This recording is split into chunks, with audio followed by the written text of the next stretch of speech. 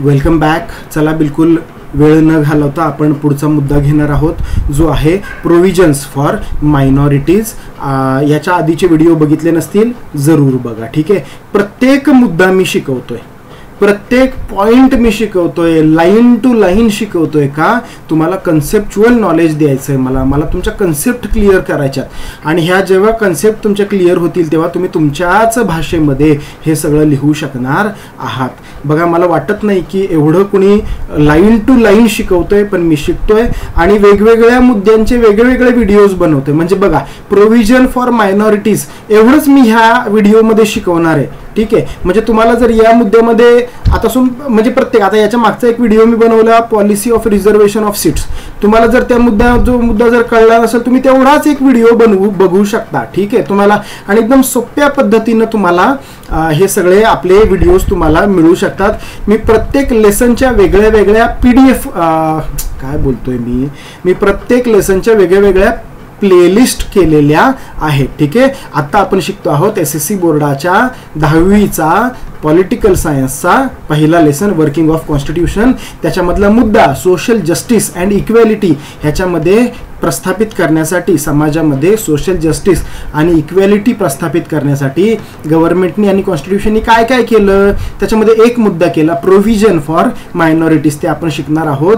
मुलांनो, हा YouTube channel फक्त इंग्लिश मिडियमच्या मुलांसाठी नाही, मराठी मीडियमची मुलं सुद्धा आपलं मराठीतनं जे इतिहास किंवा ह्या राज्यशास्त्राचं जे पुस्तक आहे ते समोर धरू शकतात.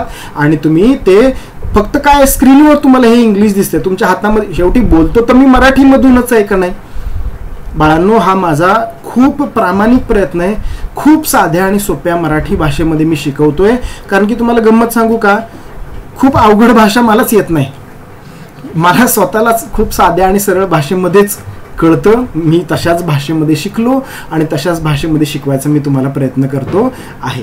चला, प्रोव्हिजन म्हणजे काय? तरतूद करायची. ठीक आहे. प्रोव्हिजन, तरतूद करायची. कुणासाठी? मायनॉरिटीसाठी. मायनॉरिटी या शब्दाचा अर्थ आहे अल्पसंख्याक. बरोबर का? अल्पसंख्याक हा शब्द 2 शब्दांपासून तयार झाला. अल्प म्हणजे काय? कमी. आणि संख्यांक म्हणजे काय? संख्या कमी असलेले. अल्पसंख्याक म्हणजे ज्यांची संख्या कमी आहे. फॉर एक्झाम्पल, भारताची लोकसंख्या किती? आता भारताची लोकसंख्या आहे 145 कोटी. काय थोडीशी पुढे मागं असेल, 145 कोटी.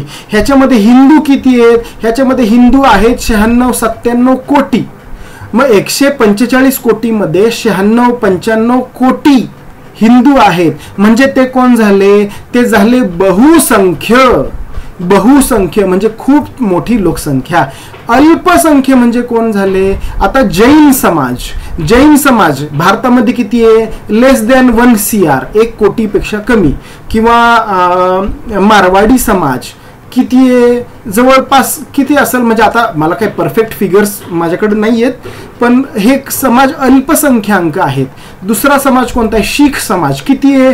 अल्पसंख्याक आहे. ह्याला म्हणतात अल्पसंख्याक. आता तुम्ही तुमचा क्लास आहे, मी उदाहरण म्हणून देतोय. तुमच्या क्लासमध्ये एखादा मुलगा, समजा शीख समाजाचा एखादा मुलगा असेल, तो तुमच्या म्हणजे महाराष्ट्रामध्ये, म्हणजे मी ह्याचं उदाहरण तुम्हाला देतोय, म्हणजे तो कोण झाला? तुमच्या क्लासमध्ये तो अल्पसंख्याक झाला. बरोबर आहे का नाही? हे मी फक्त एक्झाम्पल म्हणून देतोय. तुमच्या क्लासमध्ये एखादा पारसी समाजाचा मुलगा असेल, म्हणजे तो कोण झाला? तो अल्पसंख्याक. तो झाला तो किंवा ती मुलगी ते झाले मायनॉरिटी. हे मी तुम्हाला एक्झाम्पल देतोय, साधं सोपं एक्झाम्पल मी तुम्हाला देतोय. पुढे बघा. चला, the Indian constitution has made several provisions for the protection of minority. Protection म्हणजे त्यांचं संरक्षण करायसाठी काही काही गोष्टी त्यांच्या केलेल्या आहेत. कोणत्या कोणत्या गोष्टी केल्या बघा. The government has adopted several policies for minorities to provide them the opportunities for education and employment. त्यांना शिक्षण मिळालं पाहिजे. म्हणजे खूप मोठ्या समाजांनी दबाव टाकून त्यांना बाजूला नाही टाकलं पाहिजे.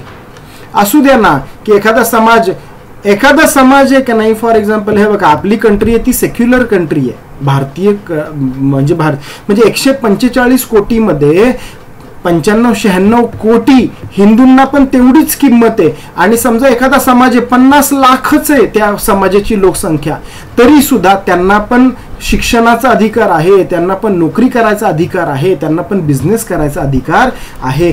द इंडियन कॉन्स्टिट्यूशन प्रोहिबिट म्हणजे बंदी घातली शासनाने, आपल्या संविधानाने बंदी घातली. कोणत्या गोष्टीवर बंदी घातली? डिस्क्रिमिनेशनवर, म्हणजे भेदभाव करण्यावर. तुम्ही भेदभाव करायचा नाही ही बंदी घातली. तुम्ही जर भेदभाव केला ना, कायदाच आहे भाऊ, नाही उचलून टाकला बडवला का नाही तर बघा, बंदीच घातली.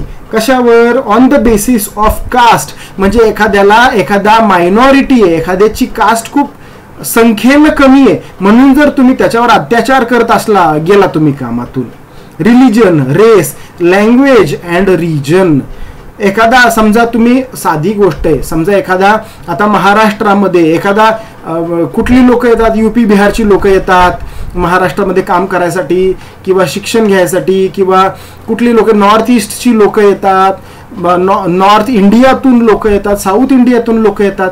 मग त्यांची संख्या किती असती? कमी असती. मग त्यांची संख्या कमी आहे म्हणून जर तुम्ही त्यांच्यावर अत्याचार कराल, तुम्ही म्हणजे तुम्ही नव्हे, समाज त्यांच्यावर जर अत्याचार करायला गेला तर तिथं कायदा आहे, कायदा. असे उचलून टायरमध्ये घालून हाणतात का नाही धरून बेकार. बघा चला, this is a comprehensive provision for my. Comprehensive या शब्दाचा अर्थ आहे सर्वसमावेशक, म्हणजे तुम्ही सर्वांचा समावेश करा, तुम्ही सगळ्यांना इक्वली ट्रीट करा. For provision for minorities which fundamentally protect their right to equality. अरे एखादा समाज फक्त 50,000 आहे, 50 लाख आहे किंवा 1 कोटी आहे म्हणून काय त्यांच्या गरजा नाही आहेत का? त्यांच्या पण गरजा आहेत, त्यांना पण इक्वली वागवलं पाहिजे. इक्वॅलिटी आहे, त्यांना फ्रीडम आहे, त्यांना जॉब करायचा, शाळेत यायचा, नोकरी करायचा, हवं तिथं जायचं त्यांना फ्रीडम आहे. Right against exploitation. जर त्यांच्यावर अत्याचार झाला तर ते काय करू शकतात? तर ते दाद मागू शकतात, ते केस करू शकतात, ते पोलीस स्टेशनमध्ये जाऊ शकतात, ते कोर्टात जाऊ शकतात.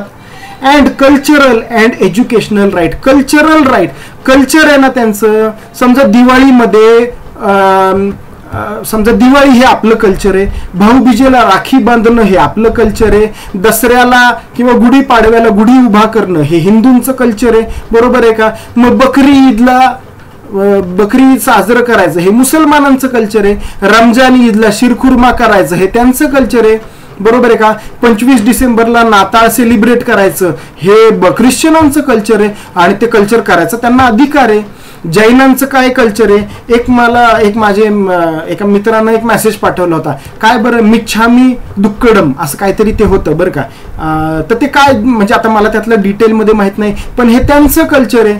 पारशी नववर्ष दिन आपल्याला माहिती आहे ना, पारसी न्यू इयर हा सेलिब्रेट करायचं त्यांचं कल्चर आहे ना, ते करू शकतात ना, त्यांना काही कुणी अडवू शकत नाही, बिंदास्त करू शकता. हा कल्चरल राईट आहे, कल्चरल फ्रीडम आहे. अँड एज्युकेशनल राईट, अरे घ्या ना, त्यांना इंग्लिश मीडियममध्ये ऍडमिशन घ्यायचं असेल तर ते घेऊ शकतात, मराठी मीडियममध्ये घ्यायचं असलं ते त्यांच्या लँग्वेजमध्ये घेऊ शकतात, हवं तिथं घेऊ शकतात, दिल्लीला ऍडमिशन घेऊ शकतात, मुंबईत घेऊ शकतात, एका गावात ऍडमिशन घेऊ शकतात. हे त्यांना राईट्स आहेत, तशी प्रोव्हिजन केलेली आहे, तसे ऍक्ट कायदे केलेले आहेत. बाळांनो, खूप साध्या सोप्या मराठी भाषेमध्ये शिकवतोय, समजतंय का? कमेंट्समध्ये नक्की कळवा. मला तुमच्याकडनं फक्त तेवढीच अपेक्षा आहे की तुम्ही चॅनलला सबस्क्राईब करा. आपला चॅनल खूप छोटा आहे. आत्ता मी ज्या दिवशी बोलतोय त्या दिवशी आपल्या चॅनलला फक्त 35 का 36 सबस्क्रायबर आहे.